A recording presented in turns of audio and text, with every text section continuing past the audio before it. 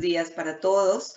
Un saludo especial en nombre de la doctora Gloria Estela López Jaramillo, presidente del Consejo Superior de la Judicatura, de los demás magistrados que integran la corporación. De igual forma, un saludo muy especial en nombre de la doctora Marilucero Novoa Moreno, directora de la Escuela Judicial Rodrigo Lara Bonilla. Sean todos bienvenidos a esta conferencia virtual denominada ¿Qué es la dogmática jurídica? Epistemología y método, que hace parte del segundo ciclo de capacitación en filosofía del derecho. Es muy frecuente oír hablar o leer el término dogmática, particularmente en referencia al derecho penal y constitucional. Aparentemente algo muy claro, más por lo familiar que por un conocimiento verificable. Efectivamente, la turbiedad temática se manifiesta al intentar responder a inquietudes como ¿cuáles son las características fundamentales del método dogmático? ¿En qué se diferencia de la hermenéutica, particularmente de la hermenéutica contextual? ¿Cómo se identifica un análisis dogmático? ¿Es mejor la dogmática que la hermenéutica aplicada al derecho? Precisamente todos estos interrogantes en nuestra conferencia de hoy tienen como propósito abordar el concepto crítico, criterios y metodologías de la dogmática jurídica, así como también su distinción con la hermenéutica para aplicación rigurosa de los abogados en el contexto jurídico colombiano. El día de hoy tenemos el gusto de contar con el doctor Manuel Fernando Moya Vargas, abogado postdoctor en Derecho de la Universidad de Buenos Aires, doctor en Sociología, investigador en Semiótica Jurídica, docente de Epistemología del Derecho Penal. Ha sido conjuez de la Sala de Casación Penal de la Corte Suprema de Justicia y actualmente se desempeña como director del doctorado en Derecho de la Universidad Santo Tomás. Tan pronto termine su exposición, nuestro conferencista invitado el día de hoy dará respuesta a las preguntas que se formulen a través del chat de participación. Las inquietudes técnicas que resulten sobre conexión, registro y evaluación de esta actividad serán atendidas con muchísimo gusto por servidores de la Escuela Judicial. Doctor Manuel Fernando Moya Vargas, es un gusto tenerlo de nuevo con nosotros. Bienvenido, tiene el uso de la palabra. Muchas gracias, doctora Mónica. Igualmente agradezco a la doctora Marilucero Novoa, directora de la Escuela Judicial. Este saludo lo hago extensivo a la doctora Gloria Estela López Jaramillo, presidenta del Consejo Superior, y a todas y todos los servidores y servidoras judiciales, demás personas que se han conectado a esta videoconferencia. Precisamente ha correspondido hoy asumir un tema atractivo desde cierto punto de vista, difícil desde cierto otro punto de vista, como es la dogmática jurídica aplicada específicamente a la actividad jurisdiccional, en contraste con lo que es la hermenéutica. ¿De qué se trata? Pues voy a tratar de ser más o menos preciso en cuanto a la distribución de la exposición.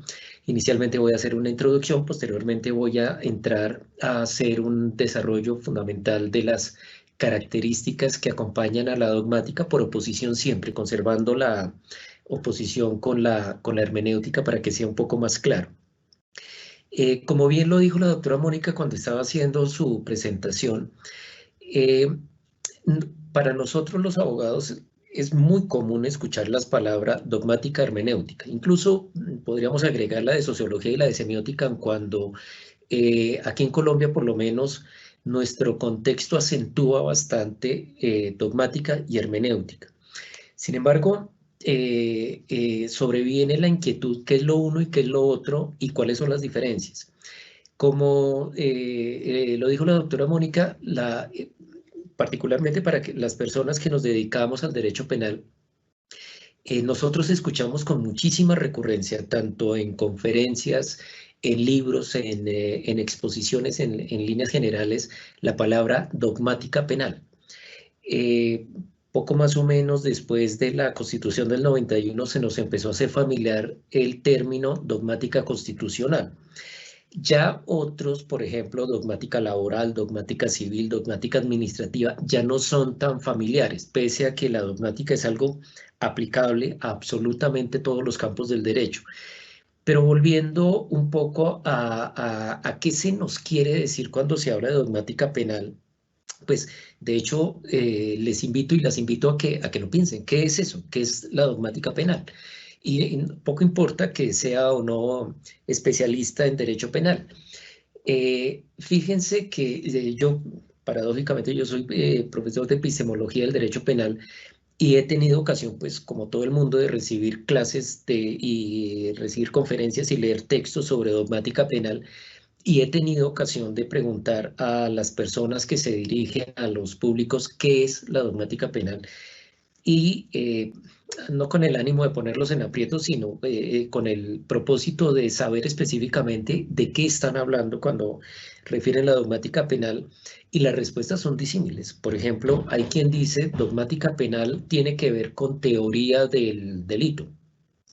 Dogmática penal tiene que ver con toda la que la tradición llama escuelas del derecho penal. Dogmática penal tiene que ver con toda la principalidad involucrada en la Constitución en asocio con el derecho penal. Y entonces, pues, para seguir en la dinámica de aclaración, le preguntamos, y bueno, está bien, ¿y cuál es la diferencia con la hermenéutica? Entonces uno los empieza a ver patinar.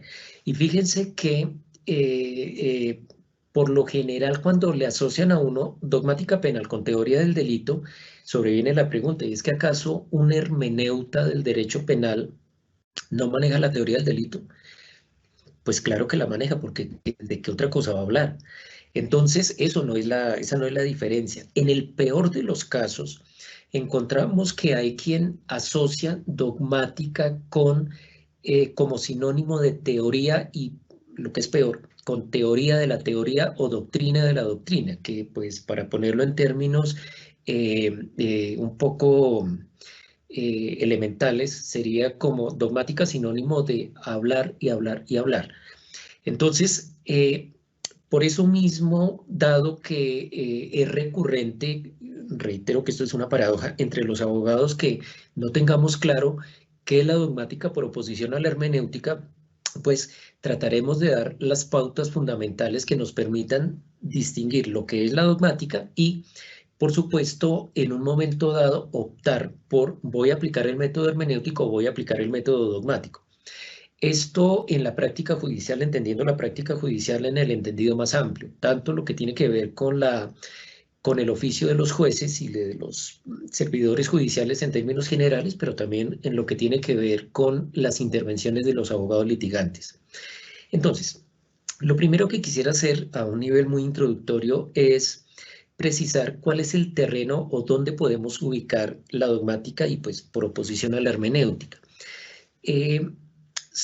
Creería que para todas y todos, supongo yo que predominamos en este escenario los abogados y abogadas, para nosotros es muy frecuente haber escuchado particularmente en clases de introducción al derecho la inquietud que nos preguntaba si el derecho es o no una ciencia. Y pues tal vez ustedes evoquen la respuesta, pues hoy en día la teoría general del conocimiento nos dice que para que haya una ciencia se necesitan tres elementos, que es básicamente un modelo epistemológico que se manifiesta fundamentalmente en los discursos de soporte o en los modelos teóricos en que se soporta toda la construcción científica. En segundo lugar, un método científico, y en tercer lugar, un estatuto científico o objeto de conocimiento. Nosotros en el derecho claramente tenemos modelos teóricos, tenemos por lo menos 4 modelos teóricos correspondientes con el modelo epistemológico de la dogmática, el modelo epistemológico de la hermenéutica, el modelo epistemológico que proviene básicamente de la sociología y más recientemente en la historia del derecho el modelo que proviene de la semiótica. En Colombia no estamos muy familiarizados, este es mi terreno por cierto, pero en líneas generales en América Latina la semiótica no ha sido demasiado desarrollada. Nos mantenemos básicamente en lo que la hermenéutica diría que sigue siendo predominante y pues en las posibilidades que se le permite a la dogmática. La sociología se ha abierto camino, pero ha sido más empleada por los investigadores que por los jueces y pues en la actividad jurisdiccional propiamente tal. Método jurídico tenemos, métodos jurídicos reconocidos por la ciencia lo tenemos. Prácticamente hay una correspondencia entre la hermenéutica y el método hermenéutico, la dogmática y el método dogmático, la sociología y el método sociológico, la semiótica y el método semiótico. De tal manera que, por ese lado, no es cuestionable la cientificidad del derecho. En donde sí es cuestionable, o por lo menos no tenemos las cosas claras, es en cuanto tiene que ver con el estatuto científico. No podemos decir que exista un acuerdo entre los expertos en derecho acerca de si es la norma, si es el comportamiento de contenido jurídico, si es la justicia, si es la conducta de contenido jurídico, en fin, tenemos un abanico de posibilidades bastante grande que, como acostumbro a decirlo en las clases pertinentes, esto no le pasa, por ejemplo, a los médicos. Si ustedes le preguntan a un médico cuál es el estatuto científico de la medicina, claramente es la salud humana y pues verificada a través de la estructura somática del cuerpo. Si usted le pregunta a un matemático cuál es el estatuto científico de las matemáticas, le va a decir los números, eso nadie lo pone en duda. Los únicos que no lo tenemos claro a un nivel científico somos los abogados y por esa razón, hoy en día, de cara a la teoría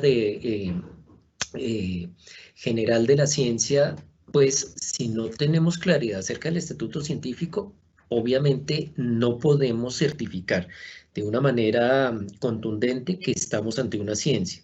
Evocarán ustedes que Celso hablaba de que si el derecho es más bien un arte, pues no tengo una respuesta claramente en este instante, pero puedo decirles que el punto de quiebre está precisamente en eso, en el estatuto científico, no en el discurso, no en el modelo teórico y tampoco en el método. ¿Cuál es el lugar que ocupa la dogmática? Pues precisamente como les decía, la dogmática es una respuesta epistemológica al derecho. Además está decirle, seguramente la dogmática pues no la inventa el derecho, no es fruto del trabajo de los abogados. La dogmática básicamente, al igual que la hermenéutica, proviene más de la teología, proviene más de la filosofía y nosotros nos hemos venido sirviendo de esas dos alternativas, las aplicamos, las practicamos, aun cuando si nos ubicamos en los orígenes documentados del derecho, realmente la hermenéutica ha sido casi que hegemónica. Quienes primero empiezan a aplicar la dogmática en el derecho y con ello el método dogmático fueron precisamente los filósofos alemanes y muy concretamente Kant y Hegel fueron los primeros que empezaron a aplicar la dogmática y con ello pues digamos que se abrió la posibilidad como una alternativa frente a la hegemonía tradicional y ortodoxa de la hermenéutica, lo cual pues no quiere decir de ninguna manera que la dogmática sea mejor o peor que la hermenéutica o que la hermenéutica tenga deficiencias o cosas por el estilo. Son dos alternativas epistemológicas que a su turno aportan los correspondientes métodos. De tal suerte que si tenemos que ubicar una especie de mapa conceptual a la hermenéutica y a la dogmática, tenemos que decir que son respuestas epistemológicas al derecho que aportan a su vez un método específico.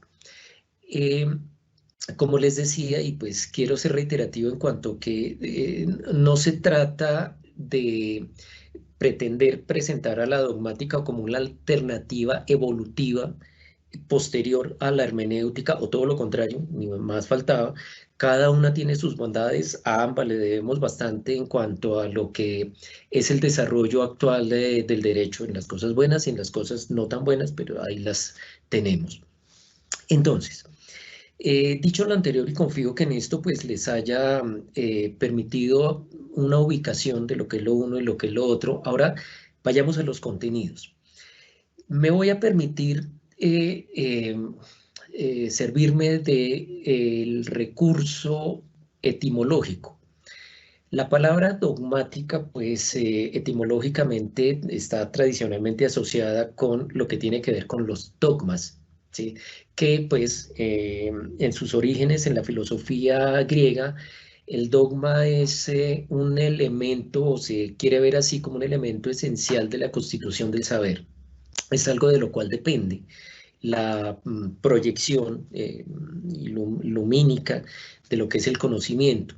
Es algo crítico, ciertamente, que manifiesta específicamente lo que en su, digamos que homogeneidad arquitectónica correspondería con los cimientos. Es aquello en lo cual se sustenta el saber en la versión griega.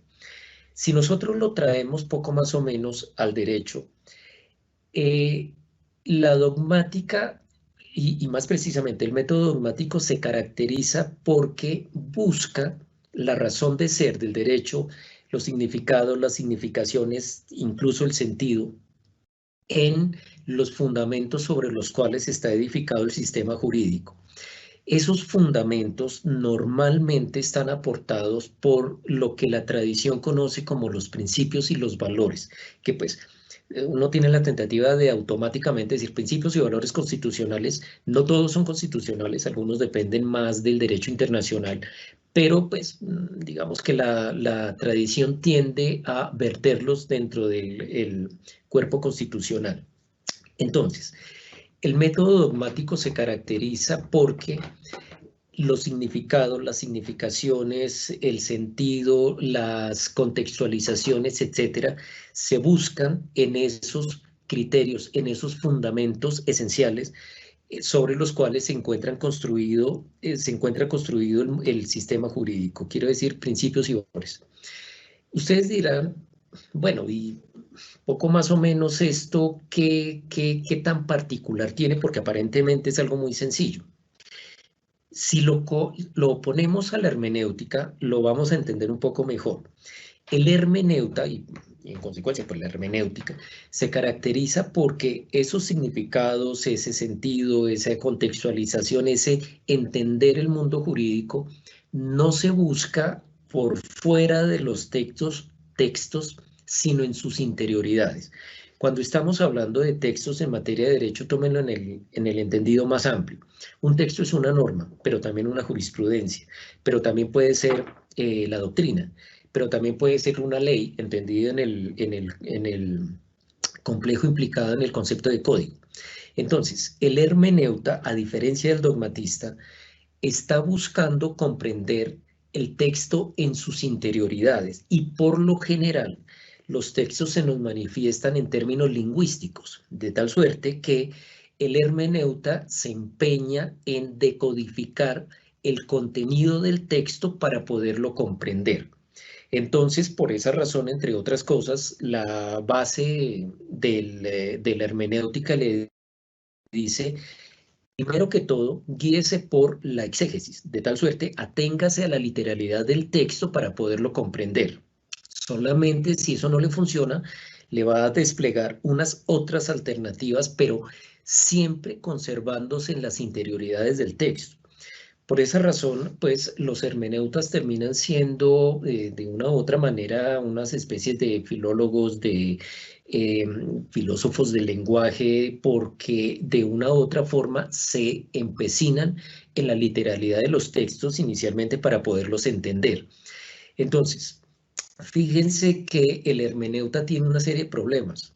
Tenemos el texto, llámese norma, jurisprudencia, doctrina, lo que sea, y la pregunta que se tiene que hacer el hermeneuta es, ¿el texto tiene vida per se? Es decir, ¿el texto es una criatura que me está hablando a mí?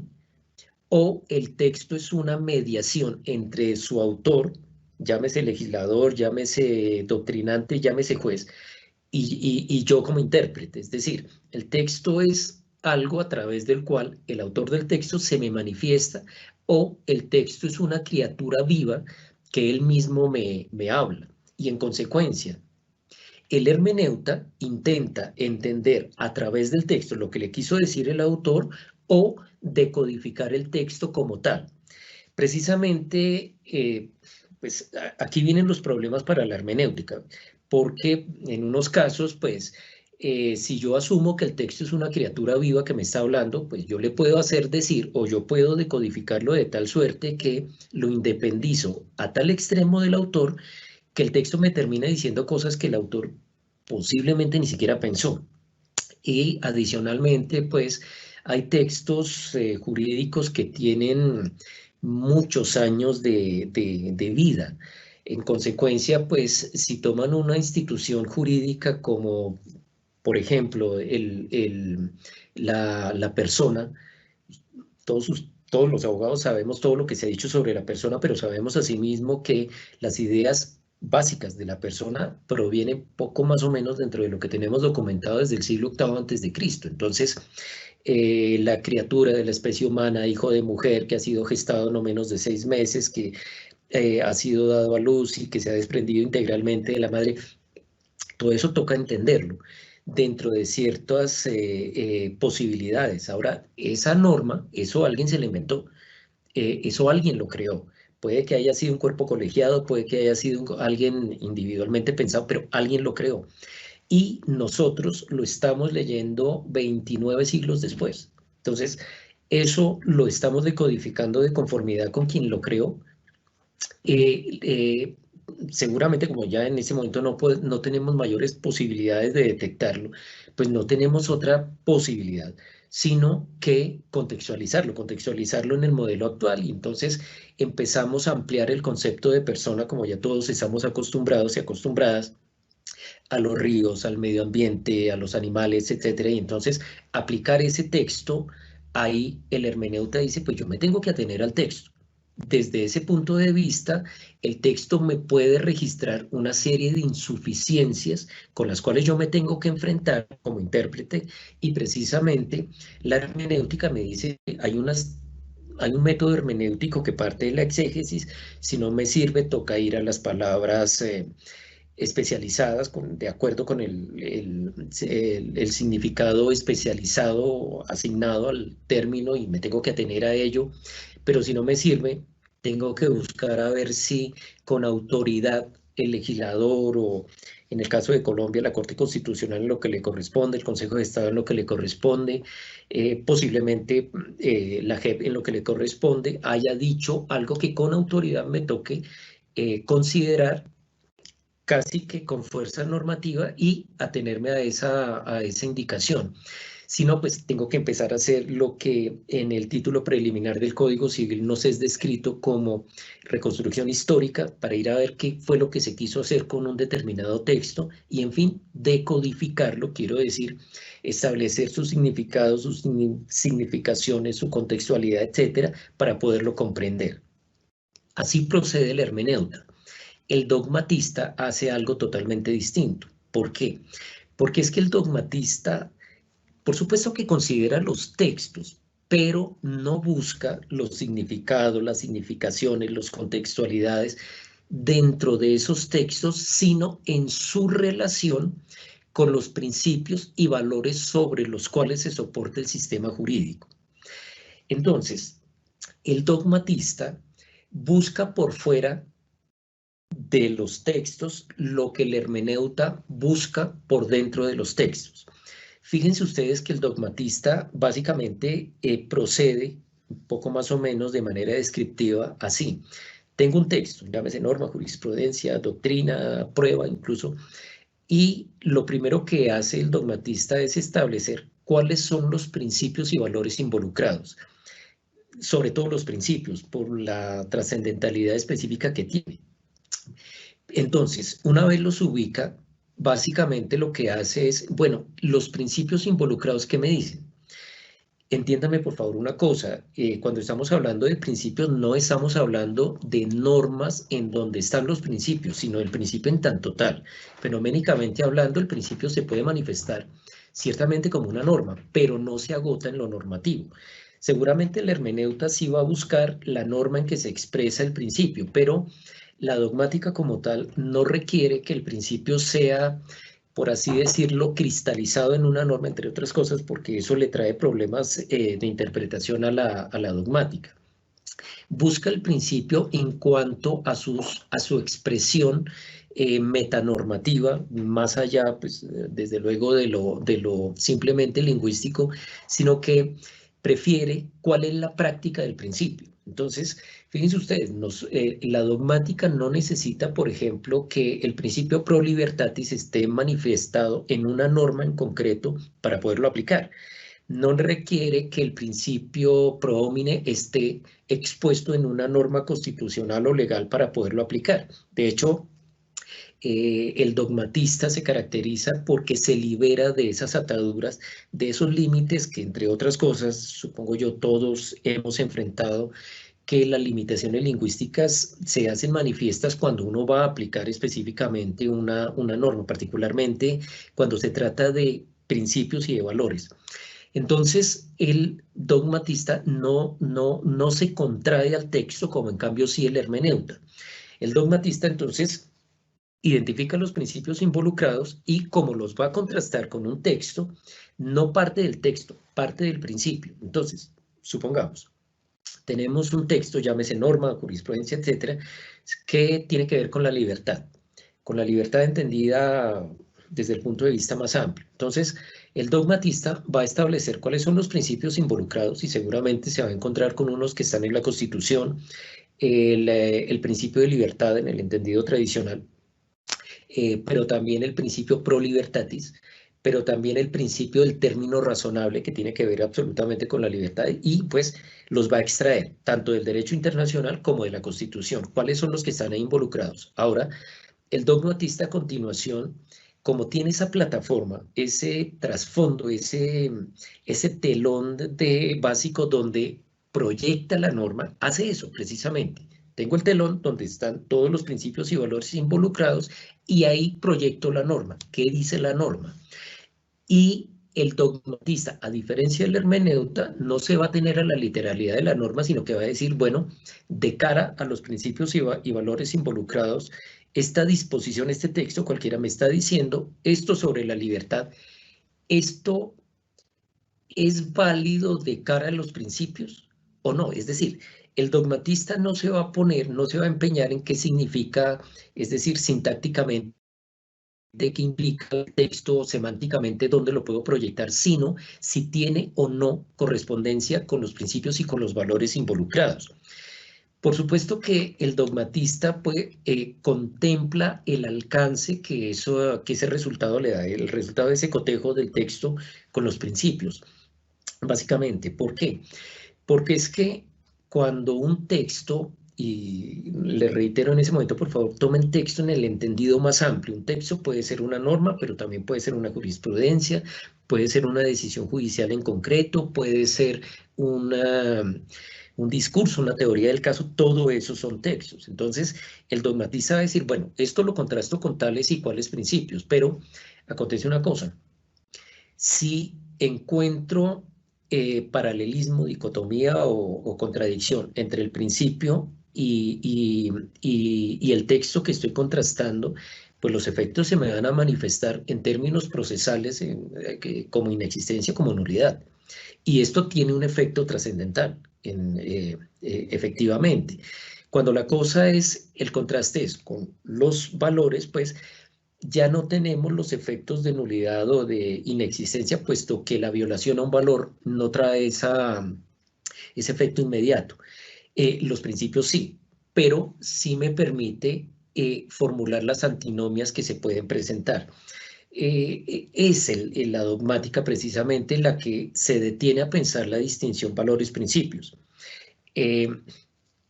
Para plantear la diferencia, pues es de lo que yo tradicionalmente me sirvo en clases. Por ejemplo, en el modelo constitucional colombiano, la justicia es un valor, pero el debido proceso es un principio. Por eso nosotros aquí en Colombia encontramos que tenemos sentencias legales que pueden ser injustas. El valor se caracteriza porque es algo así como algo que se presenta en la axiología, de ontología jurídica, como algo que buscamos realizar, pero el no alcanzarlo no tiene efectos prácticos. Entonces, todo juez se empeña en que sus decisiones sean justas, pero en busca de la justicia no va, por ejemplo, a violar el debido proceso.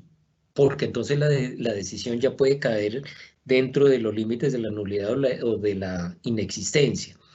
El debido proceso, la libertad, la dignidad son principios que no se pueden vulnerar, puesto que el efecto va a ser ese, mientras que los valores no tienen esa trascendencia.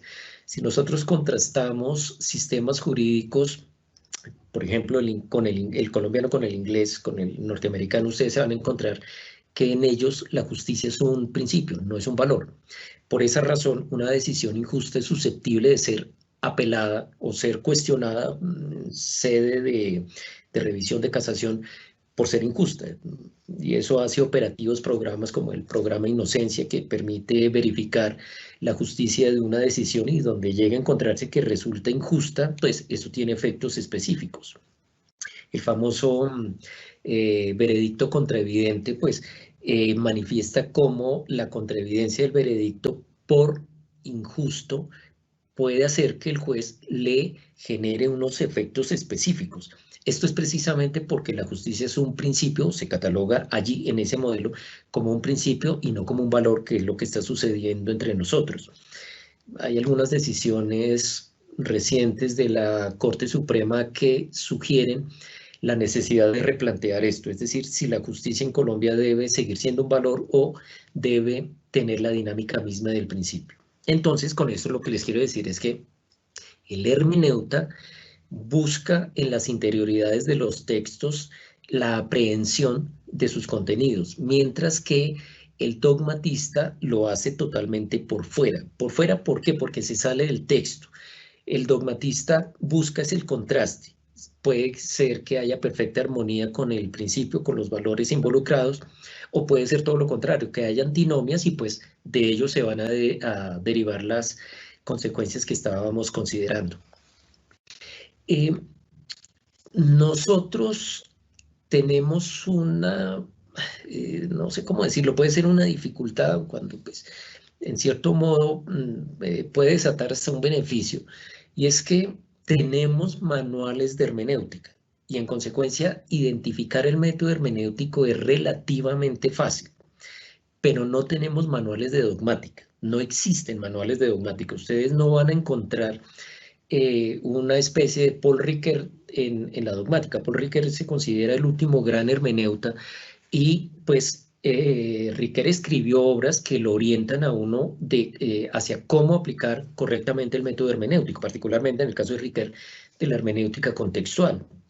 Más aún, si ustedes toman el título preliminar del Código Civil, la Ley 153 de 1887, eso es un tratado de hermenéutica y le da las pautas hermenéuticas diciéndole cómo arranca de la exégesis, debe aplicar las siguientes posibilidades y solamente, si se ubica por allá en el artículo 32 del Código Civil, solamente cuando agotadas todas las alternativas hermenéuticas no le funcionaron, se puede saltar a la dogmática. Pero no van a encontrar ni normas, tampoco van a encontrar manuales donde le diga la dogmática consiste en esto, y los pasos de la dogmática son tales y cuales. Esto por cuanto históricamente la dogmática surgió aplicada. De hecho, en materia jurídica, si ustedes rastrean cuáles fueron las primeras expresiones de la dogmática jurídica, vamos a encontrar que fueron precisamente los filósofos alemanes los primeros que la aplicaron. Yo, pues, en los trabajos de investigación que yo he tenido ocasión de ejecutar, encuentro que el primer gran dogmatista del derecho fue Kant. Y Kant, en la metafísica de las costumbres, lo que hace es coger y aplicar el método dogmático al derecho, pero Kant no divide, por así decirlo, como un texto dinámico en donde va a decir, la dogmática es esto, la voy a aplicar y este es el resultado, ¿no? De entrada lo aplica y eso se presta a confusión. Entonces, se presta a confusión entre otras cosas porque el punto de enrarecimiento más claro que puede aparecer es que hagamos ejercicios pseudodogmáticos que realmente son hermenéuticos, porque el hermeneuta puede coger un principio en una norma y hacer un ejercicio hermenéutico de esa norma y aparentemente, como está asociado con un principio, sugerir que es dogmática, y no necesariamente lo es. Si, por ejemplo, tomamos el artículo primero del Código de Procedimiento Penal, que está asociado con la dignidad, pues sucede que me coge la dignidad y me lo vuelve norma. Entonces, yo puedo hacer ejercicios hermenéuticos de esa norma. ¿Cómo? Tomo la norma y la interpreto exegéticamente, contextualmente, por derivación semántica especializada, etcétera. Con cualquiera de los métodos, de las técnicas hermenéuticas, yo la puedo interpretar y, bueno, sacar las conclusiones que tenga que sacar. Pero el dogmatista no se va a servir de la norma necesariamente, sino que va a pensar inmediatamente qué es el principio implicado en la dignidad y con todas las elaboraciones que eso implica.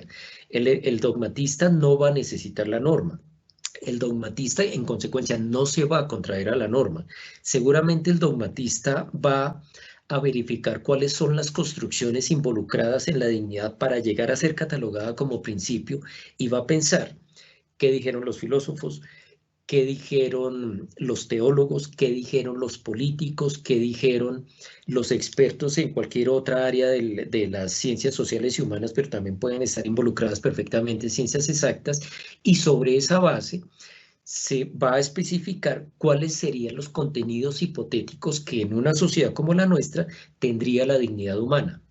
En consecuencia, habrán ustedes notado cómo los dogmatistas son o tienen una tendencia interdisciplinar bastante acentuada, precisamente por ello, porque es que el dogmatista no tiene como fuente, ni siquiera como fuente aleatoria, mucho menos como fuente principal, una norma o un texto específico, cosa que sí suele tener el hermeneuta, y entonces va a empezar a brevar en fuentes distintas. Entre otras cosas, por ese motivo, ustedes se van a encontrar con que los dogmatistas suelen tener como una amplitud de pensamiento fuerte, que el dogmatista, pues, por la misma dinámica que tiene la dogmática, le va a hablar de política, le va a hablar de religión, le va a hablar de historia, le va a hablar de ideología, precisamente porque es que los principios y los valores tienen elementos de esa diversa naturaleza. Mientras que el hermeneuta es más preciso, como que va más a la fuente y se atiene a ella, se atiene a los contenidos mismos de las fuentes. Por supuesto, los hermeneutas han desarrollado unas técnicas muy sofisticadas en donde aparecen las las recursiones de la lingüística, las recursiones de la filosofía del lenguaje, algunas recursiones semióticas, recursiones de otra naturaleza que le permiten presentar los significados, las significaciones, los contextos, las orientaciones, etcétera, de los textos. Pero el material de trabajo del hermeneuta es ese, el texto. Sin el texto, el hermeneuta no puede proceder. La hermenéutica contextual se ha caracterizado precisamente por eso, porque tienen que correlacionar los textos con algunos otros elementos sistémicos para poderlos comprender. Esto por lo general acontece, entre otras cosas, si nos atenemos a la literalidad del Código Civil, cuando los textos nos aparecen tan enrarecidos que la única manera de poderlos poner en consonancia semántica, reitero, para poderlos entender, es que lo tenemos que correlacionar con otros elementos en donde se encuentran. Pero esto no autoriza a la hermeneuta, sino para hacer relaciones contextuales, o sea, entre distintos textos, para poder entender aquel que el hermeneuta se está proponiendo comprender. Es decir, el hermeneuta, aún incluso en la hermenéutica contextual, se mantiene dentro del texto. Lo que pasa es que busca elementos sinápticos de correlación con otros textos que son más claros para poder entender el texto, que le resulta bastante resistente a la comprensión. El dogmatista, en cambio, se sale del texto. Reitero, el dogmatista busca las relaciones sistémicas siempre partiendo de los principios y de los valores. En la práctica colombiana, por lo menos, y creo que no estoy generando sorpresa alguna, nosotros encontramos que la tendencia casi que espontánea de los jueces en Colombia es hacia la hermenéutica. Y esto tiene una explicación clara, y es que la formación que tenemos los abogados en Colombia, prácticamente esos 5 años de derecho que nos dan son un bombardeo de hermenéutica, de tal manera que nosotros estamos familiarizados de lleno con las prácticas hermenéuticas. Mientras que la dogmática nos la dan, como les decía, comenzando, muy vinculada con el derecho constitucional y con el derecho penal. Pero fíjense que tan discreta es la formación que tenemos en dogmática que si de golpe alguien nos dice, oiga, ¿y cómo es la dogmática laboral? Desde pronto no nos parece tan familiar, precisamente porque lo tenemos como sectorizado, como segmentado en cuanto a que aparentemente la dogmática tiene vínculos estrechos con unas ciertas áreas temáticas, cuando en realidad pues no hay límites. La dogmática es aplicable a todos los campos del derecho, como leer la hermenéutica. Entonces, a nosotros nos dan lecciones de hermenéutica, pero no nos dan lecciones de dogmática. Por ahí a veces algunos programas contemplan algunas lecciones de sociología que yo conozca. Aquí en Colombia ninguno contempla lecciones de semiótica jurídica, por esa razón nos es tan ajena. Entonces, nosotros pareciera que estamos proyectados muy en función de la hermenéutica, y por eso pues es la recursión que tenemos a la mano y por eso es la que tendemos a aplicar casi que espontáneamente. Eh, si ustedes hacen los contrastes debidos, se van a encontrar con que la jurisprudencia de la Corte Constitucional en materia constitucional es muy dogmática. No es difícil darse cuenta cómo siempre juegan, cuando digo juego me refiero muy de cara a la teoría de los juegos, asocian los principios para hacer análisis de constitucionalidad, mientras que la práctica judicial predominante es más bien de estirpe hermenéutica. Por esa razón, como les decía, pues nosotros, si tomamos jurisprudencia al azar, vamos a encontrar predominantemente la tendencia hermenéutica, con algunas excepciones, específicamente la que les mencionaba de la Corte Constitucional, que ha desatado, pues, a partir de la Constitución del 91, una apertura hacia la dogmática. Pero también, pues, quisiera decirles que la opción dogmática o hermenéutica es algo que en líneas generales depende del intérprete. ¿Cómo voy a proceder? ¿Sobre presupuestos dogmáticos o sobre presupuestos hermenéuticos? La recomendación es sí, no intentar mezclar las dos cosas, porque pues o es lo uno o es lo otro. Uno diría, hay posibilidades eclécticas por su propia naturaleza. Las dos posibilidades epistemológicas y metodológicas son de tal característica que son más bien impermeables, en el entendido de que o es lo uno o es lo otro, o toma por un camino o toma por el otro, y zigzaguear seguramente lo va a conducir o le va a conducir a contradicciones. Ateniéndome pues a las condiciones de la exposición, pues con esto poco más o menos hago la presentación. Es un tema muy complejo y pues he tratado de dar las pautas fundamentales. Doctora Mónica, muchas gracias. Esta ha sido la presentación y pues doy paso a las preguntas que consideren que deben hacer. Vamos al fragmento de preguntas, doctor. Primera, ¿entre hermenéutica y dogmática hay alguna oposición? Ok, históricamente la hermenéutica ha sido predominante, por lo menos en materia jurídica. La dogmática sobrevino, pues si la asociamos con los filósofos alemanes que se involucraron directamente con el derecho, estamos hablando del siglo XVIII, es decir, la dogmática aparece 17 siglos y medio después que la hermenéutica aplicada al derecho, ¿no? Quede claro. Las características que tienen son opuestas, en el entendido de que el hermeneuta arranca del texto para poderlo entender, mientras que el dogmatista se sale del texto para poderlo entender. Metodológicamente tiene características no solamente distintas, sino que en un punto dado pueden llegar a ser opuestas. Entre otras cosas, fíjense ustedes algo. Los análisis dogmáticos de las normas pueden perfectamente, como en efecto ha sucedido, hacerle decir a una norma cosas que su literalidad no registra, cosa que pues, una hermeneuta ni siquiera lo contempla como probable.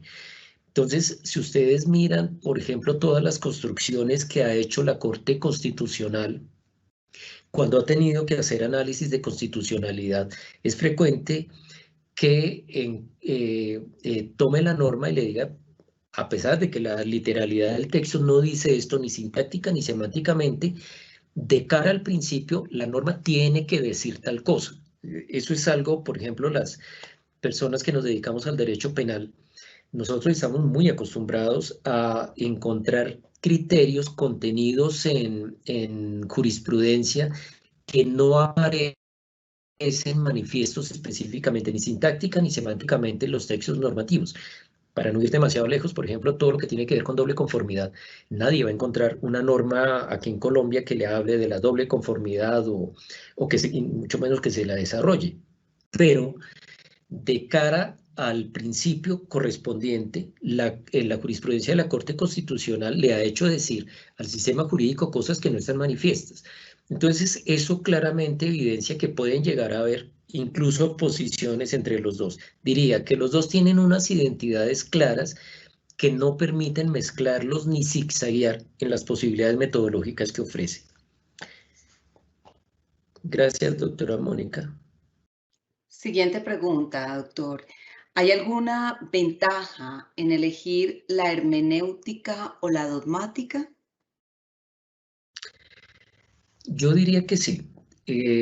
Pues desde luego la hermenéutica es algo que nos permite tener un objeto de conocimiento absolutamente claro. Son los textos, norma, jurisprudencia, doctrina, lo que sea.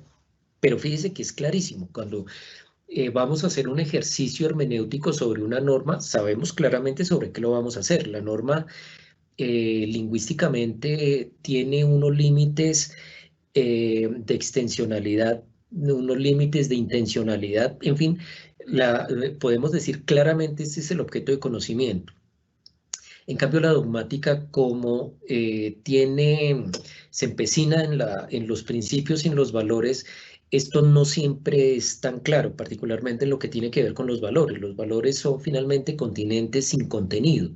Entonces, siempre esa ambigüedad, esa indefinición, hace que la cosa pueda llegar a ser muy gaseosa en un momento dado, particularmente cuando estamos de cara a valores que no son tan, que no han sido objeto de especificaciones claras. Por ejemplo, en Colombia la convivencia pacífica, la paz, la concordia son valores. ¿Pero qué es eso?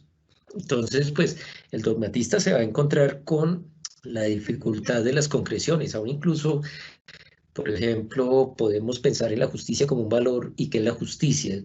Tenemos más de 250 definiciones de justicia, por cuál optamos. ¿Qué es la justicia para una sociedad como la nuestra? ¿Cuál es el sentido de justicia que practican nuestros jueces? Esas son preguntas críticas que hace que en un momento dado la respuesta sea igualmente crítica. Entonces, desde ese punto de vista podemos encontrar desventajas en lo uno y ventajas en lo otro, pero también lo contrario. La dogmática tiene unas alternativas intersectoriales que en cambio no lo registra la hermenéutica. Entonces, el dogmatista se puede permitir nutrirse de fuentes diversas, no así necesariamente la hermenéutica. Última pregunta, de las más relevantes aquí en el chat, doctor. ¿Qué tanta libertad tiene un juez para elegir el método jurídico? Si nosotros tomamos toda esa construcción del derecho internacional sobre el ejercicio de la judicatura, estoy pensando, por ejemplo, en los principios para abogados, jueces y fiscales de Naciones Unidas, entre otros muchísimos, ¿no? Reglas de Beijing, son muchas las fuentes La conclusión es que hay un principio de libertad del juez, de autonomía en el entendido tradicional, pero también el juez, pues, no solamente como ser humano que es, sino como profesional que es, pues requiere de unos ciertos, una cierta libertad para poder ejercer su oficio. Desde ese punto de vista, pues, no podemos decir que el juez esté forzado o a ser dogmatista o a ser hermeneuta, sino que tiene la posibilidad de elegir. Sin embargo, nosotros tenemos una rareza y es que el título preliminar del Código Civil, como les decía, en la estructura sistémica, el Código Civil tiene una cierta importancia, una cierta trascendencia. Por eso, allí donde haya ambigüedades, dificultades hermenéuticas de comprensión, por lo general nos remiten al Código Civil. Entre otras cosas, pues porque la legislación civil es la más elaborada, ¿no? Tiene, en este momento estamos contabilizando mal contados casi 30 siglos de elaboración. El título preliminar del Código Civil, si nosotros lo tomamos literalmente, y debo decirles que la jurisprudencia de la Corte Constitucional ha avalado en términos generales la constitucionalidad de esas disposiciones, estoy hablando por ahí del artículo 12 al artículo 32 aproximadamente. Por lo menos la primera conclusión es que le dice al intérprete en general, sea juez o no, usted tiene que proceder hermenéuticamente y solo cuando allí donde no le funciona la hermenéutica puede saltar a la dogmática previo a los pasos de la hermenéutica. Aparentemente al menos tenemos que aplicar la hermenéutica como primera alternativa y solo como sucedánea la dogmática. Esto es un debate que se debería dar. ¿Sí? Yo, si me atengo hermenéuticamente, curiosamente, a la literalidad del Código Civil, pareciera que el juez tiene que partir de la hermenéutica. Pero si me atengo dogmáticamente a lo que es la concepción de lo que es la administración de justicia desde el punto de vista del derecho internacional, tendríamos que decir que el juez puede escoger. No sé si la respuesta pareciera ahí un poco ambigua en el entendido de que no digo ni lo uno ni lo otro, sino pues depende del camino que uno tome, va a llegar a una conclusión o a otra. Ya pues dejaría que el juez interprete por el camino dogmático lo que le permite la dogmática, por el camino hermenéutico lo que le permite la hermenéutica. Nuestro agradecimiento especial al doctor Manuel Fernando Moya Vargas por su excelente explicación acerca de los postulados filosóficos que han permitido estructurar, como bien lo dijo en la charla, doctor, la dogmática jurídica como ciencia del derecho. De igual forma, entender la importancia de establecer el concepto de hermenéutica y lograr proveer herramientas conceptuales y metodológicamente esenciales para poder aplicar el método dogmático y distinguirlo del hermenéutico, por cuanto es necesario en el suceder cotidiano de la administración de justicia por parte de todos los servidores judiciales y demás actores que integran el sector justicia. De nuevo, nuestros agradecimientos, doctor Moya. Gracias a los servidores y servidoras judiciales y a todas las personas que actúan en el sector justicia que se han interesado en esta conferencia. Los invitamos asimismo a que nos sigan a través de las redes sociales como Facebook, Twitter, Instagram y YouTube, donde podrán encontrar más información sobre nuestras videoconferencias y noticias de interés. Muchísimas gracias. Una feliz tarde para todos.